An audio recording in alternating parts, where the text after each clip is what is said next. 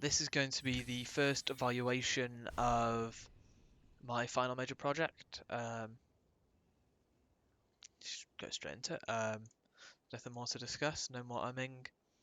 Baseline video, I've put my baseline video up. It's not quite how I wanted it to turn out. It was valuable because I used it as a VOD review as well. We kind of allowed it to split and be used as both. Still evidence of my baseline set of gameplay though. It's the first bit of gameplay that I've got, and we can still use it for the other two comparisons, or the other two reviews, which are going to be comparisons. Um, so that's all that really needs to be said about that. There's no going back and improving it because we've already done 5 VOD reviews since then, and it was a VOD review in itself. So I guess we've done 5 self VODs, and that was the VOD review. So we've already worked on these things. So we're not going back and changing the baseline. Maybe something worth note, but I don't really think that is that noteworthy. I also didn't record the gameplay by itself. That is something that I will have to go back and change. Didn't record the gameplay by itself, which means that it's no longer accessible. So if I want to go back and access it, I'm going to have to watch it through the POV um, that I had, which was this with a big black screen around it, being stopped constantly and talking over it. So in future, for the next 2 videos, don't do that, and we can probably just use the halfway point if it is really that much of an issue, to compare my gameplay. Um, Potentially skipped over, this is for context specifically, maybe skipped over instinctive to active brain function a little too much. I didn't give enough time to it, as I should. I put it in context because it is the foundation of this project is built off of it. Um, so yeah, I also didn't analyze my target audience. Overwatch players, esports players, pro Overwatch players, coaches, aspiring pro players, Peggy 12, anything and everything to do with my target audience. I haven't really analysed it, so I need to go back and do that. What are the numbers on Overwatch player base and owl viewing? And then let me just make just a quick note about that as well. Justification for why I'm doing what I'm doing. Um, why am I doing what I'm doing? Well, I want to be a pro Overwatch player. Why Overwatch? It's not just a case of no, I'm busy.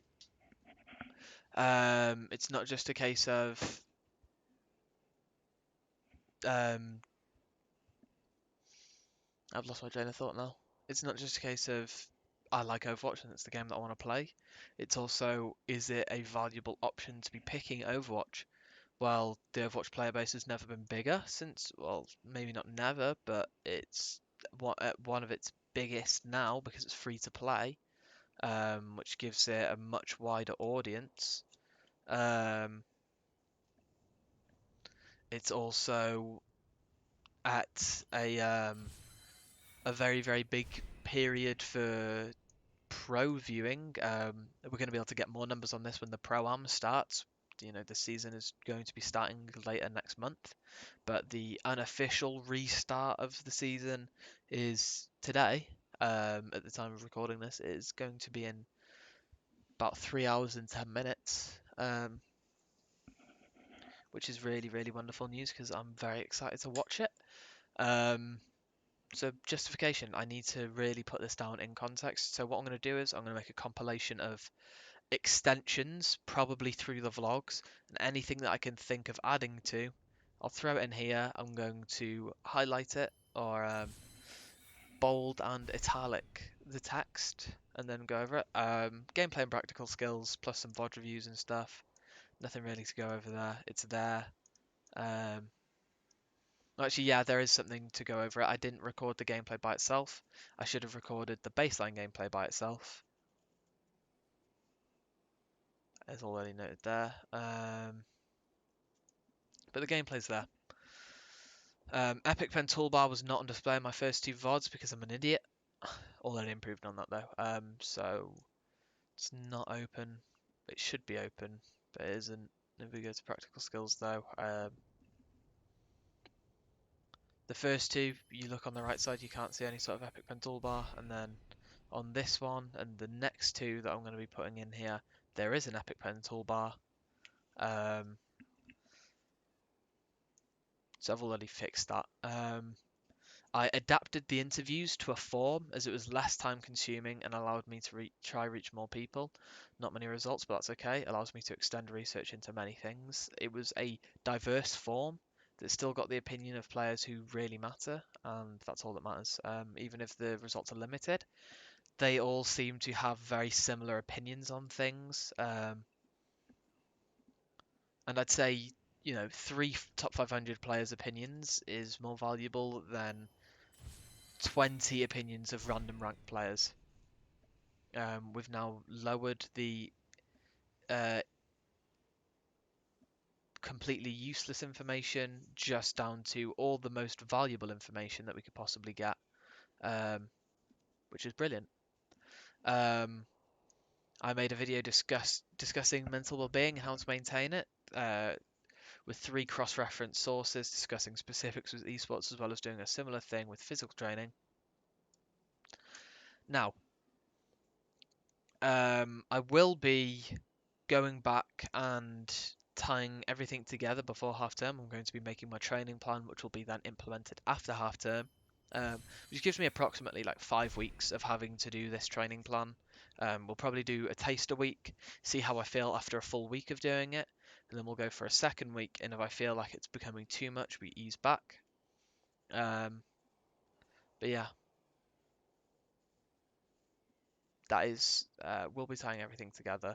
So once we've got all of the separate videos put together, we're then going to create a whole timeline of how I'm going to do things in a day.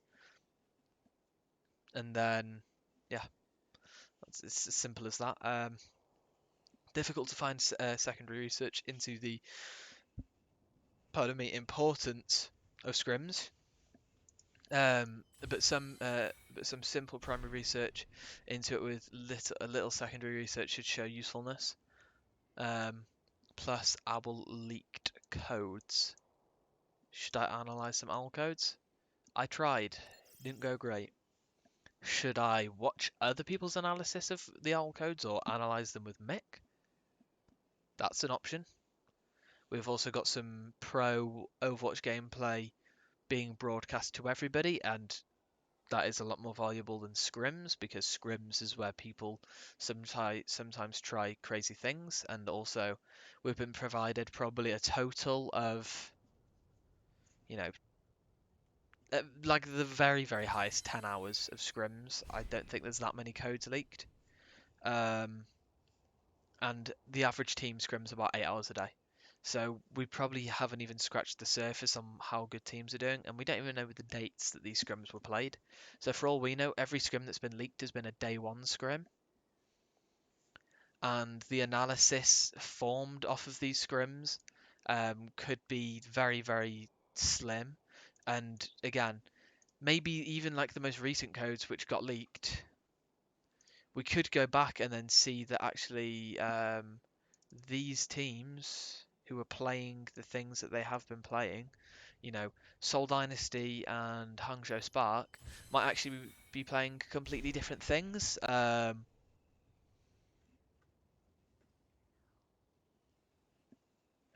they might not even be playing, in Rialto, on Rialto or Colosseo, they might have been playing like RAM comps, which if this was 20 days ago, this would have just been coaches telling their team to go out and try something and then try and figure out how these interactions work, and then their decision making could have then changed.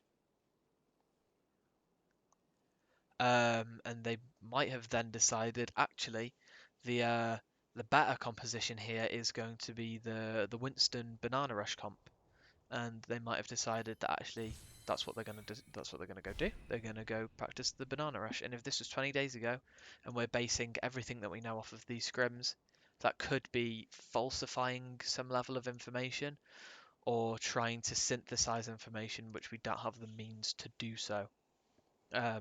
What we do have is we have access to 4K scrims from Mick, which I am a lot more capable of analyzing that level compared to attempting to analyze the highest possible standard of Overwatch gameplay in the entire world, which even my coach has to sit down and for 20 minutes will end up sitting and watching for an hour and 30 minutes, trying to find a grasp on what he's watching. Um, which does say to me that maybe just hold off on watching the Owl codes. Um, try and work our way up, maybe watch some 4K stuff.